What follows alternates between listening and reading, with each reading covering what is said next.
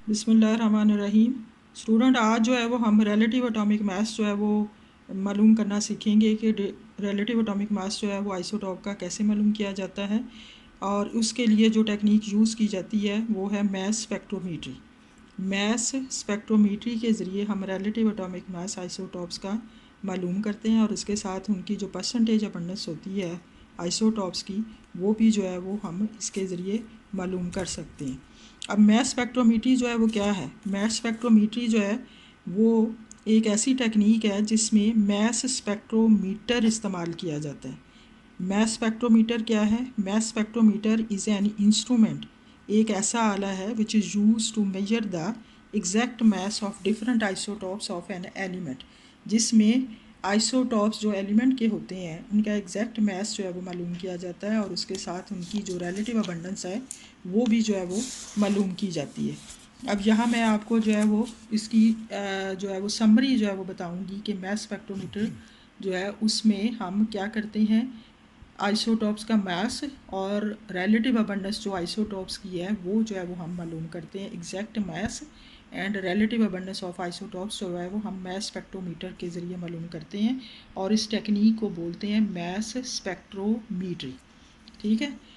अब जो है वो मैस स्पेक्ट्रोमीट्री जो है उसमें किया क्या जाता है, उसमें जो है वो ये इसकी मैं पहले ये आपको समरी बता दूं, आपकी बुक में भी उन्होंने बताई हुई है इसको समराइज़ करके इस मेथड को, कि इस मेथड में जो है वो सैंपल लिया जाता है जिसमें आपने मैस जो है वो मालूम करना होता है, जिसमें एटम का मैस।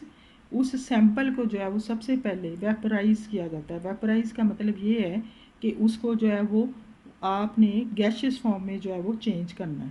पार्टिकल्स आर सेपरेटेड, जिसमें वेपराइज करने से जो पार्टिकल्स होंगे, पार्टिकल्स एटम हो सकते हैं, मालिक्यूल्स भी हो सकते हैं, वो जो है वो एक दूसरे से अलहदा हो जाते हैं। जैसे मैंने यहाँ एक एग्जांपल दी हुई है कि क्लोरीन जो है मालिक्यूल है और वेपराइज करने से क्लोरीन मालिक्यूल ब्रेक होकर क्लोरीन एटम जो है उसमें चेंज हो जाएगा।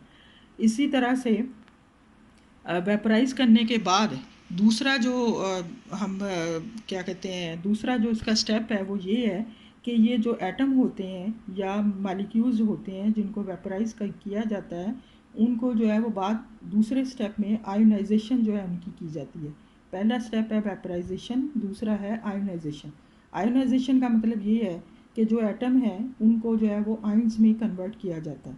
फॉर एग्ज़ाम्पल हमारे पास जो है वो दो आइसोटॉप हैं I1 और I2, उनको जो है वो आयनाइज किया जाता है।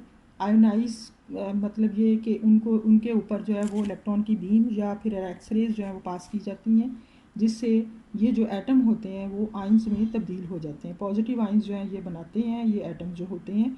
ये मैंने सिर्फ दो एटम्स को लिखा है, I1 और I2, ये दो एटम है फ़र्ज़ करें, और उनके ऊपर जो है वो चार्जेस जो है वो प्रोड्यूस हो जाते हैं। अब ये आइंस में जो है वो तब्दील हो गए। ठीक है। दूसरा स्टेप आयनाइजेशन। इसके बाद आयनाइज करने के बाद फिर जो है वो तीसरे स्टेप में इस टेक्निक में ये होता है कि इन आइंस को एक्सेलरेट करवाया जाता है। एक्सेलरेट का मतलब ये है कि आइंस को जो है वो मूव किया जाता है या मूव करवाया जाता है। एक्सेलरेट कैसे करवाया जाता है? By applying the electric field. Electric field जो है वो अप्लाई करके इसको ई से रिप्रेजेंट किया गया है आपकी बुक में इलेक्ट्रिक फील्ड को। और आपको पता है कि जो इलेक्ट्रिक फील्ड होता है उसमें दो एंड्स होते हैं, पॉजिटिव और नेगेटिव एंड। तो ये जो आइंस प्रोड्यूस होते हैं, क्योंकि इनके ऊपर पॉजिटिव चार्ज होता है, इसलिए ये नेगेटिव जो एंड है इलेक्ट्रिक फील्ड का उसकी तरफ ये मूव करेंगे।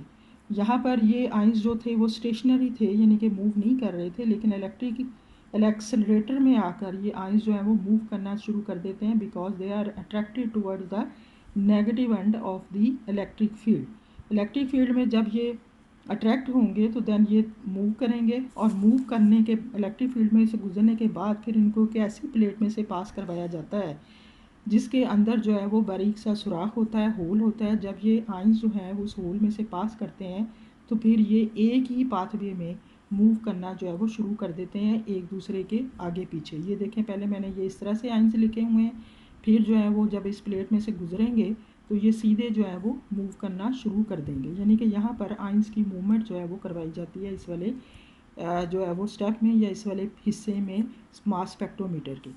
अब जो है वो मास स्पेक्ट्रोमीटर का जो चौथा पार्ट है उसमें ये आइंस जो होते हैं उनको जो है वो सेपरेट किया जाता है। सेपरेशन ऑफ आइंस जो है वो की जाती है। इसको हम एनालाइज भी कह सकते हैं कि आइंस की एनालिसिस होता है। और एनालिसिस कैसे होता है?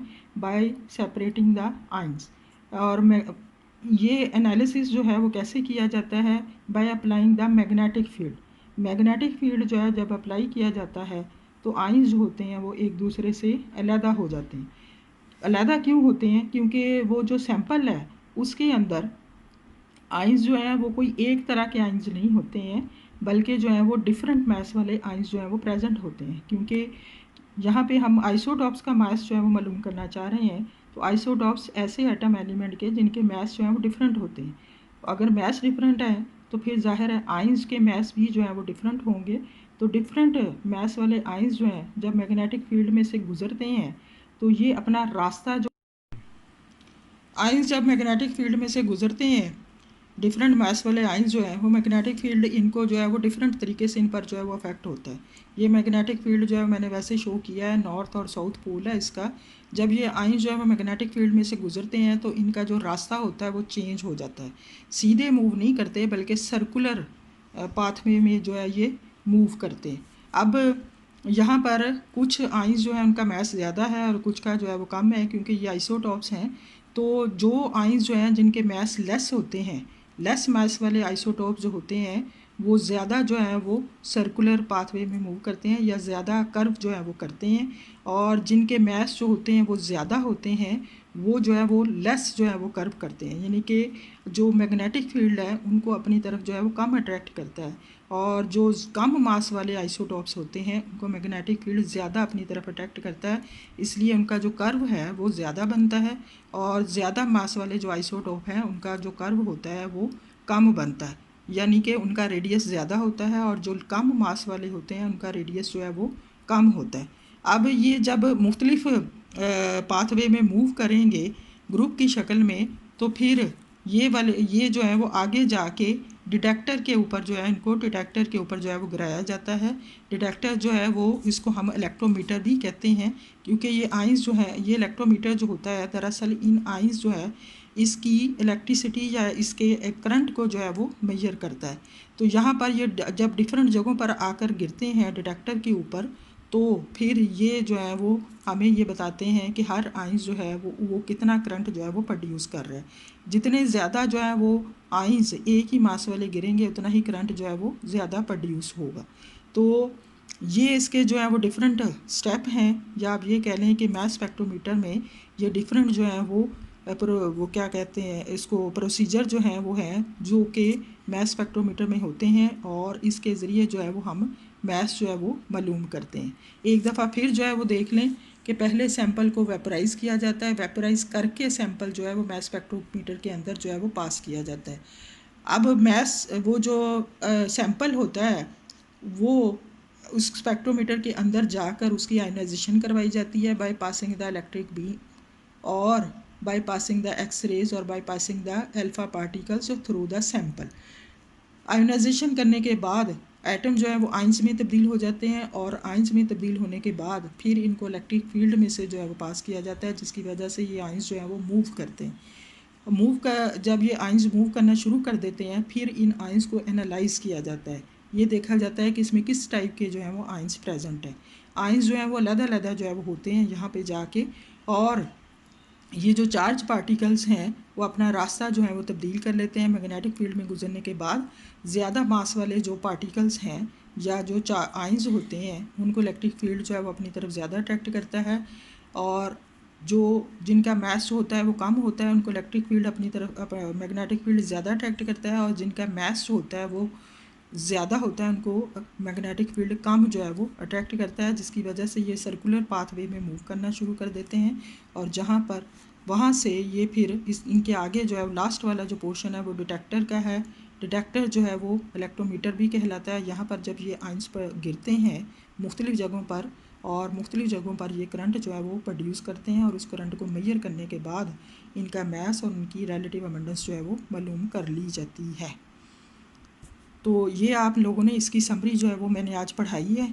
और इसके बाद इसकी दो टाइप्स जो हैं वो मास स्पेक्ट्रोमीटर की आपकी बुक में उन्होंने बताई हुई है, एस्टन मास स्पेक्ट्रोमीटर और दूसरा जो है वो डेम्स्टर मैस स्पेक्ट्रोमीटर। ये दोनों जो है इनकी टाइप आपने याद करनी है। इसके अलावा इसकी समरी जो है वो आपकी बुक में उन्होंने, यहाँ बुक निकालें आप, इसकी समरी जो है वो बताई हुई है उन्होंने। In this technique a substance is first volatilize and ionize with the help of high energy beam of electron. यहाँ से लेके यहाँ तक जो है वो ions as ordinate by axis, यहाँ तक जो है इसकी समरी उन्होंने मेंशन की हुई है। ये भी आप लोगों ने याद करनी है और लिखना भी है इसको। आगे उन्होंने इसकी दो टाइप्स बताई हुई हैं, ऑस्टिन मैस स्पेक्ट्रोग्राफ और दूसरा जो है वो डेम्स्टर मैस स्पेक्ट्रोमीटर। ये दोनों टाइप्स जो हैं वो आपने इनको जो है वो लिखना है और इनको जो है वो आपने लर्न भी करना है। और इसके साथ यहाँ पे स्कीमेटिक डायग्राम उन्होंने बनाई हुई है आपकी बुक में। इसकी मैस स्पेक्ट्रोमीटर की एक्चुअल डायग्राम नहीं है ये, लेकिन स्कीमेटिक डायग्राम है। यहाँ पर भी मैंने इधर भी अपने वो बनाई हुई है। ये इस तरह की डायग्राम जो है वो आपने ड्रॉ करनी है असाइनमेंट के तौर पर, और उसके डिफरेंट पार्ट्स के जो है वो नाम लिखने हैं। ठीक है।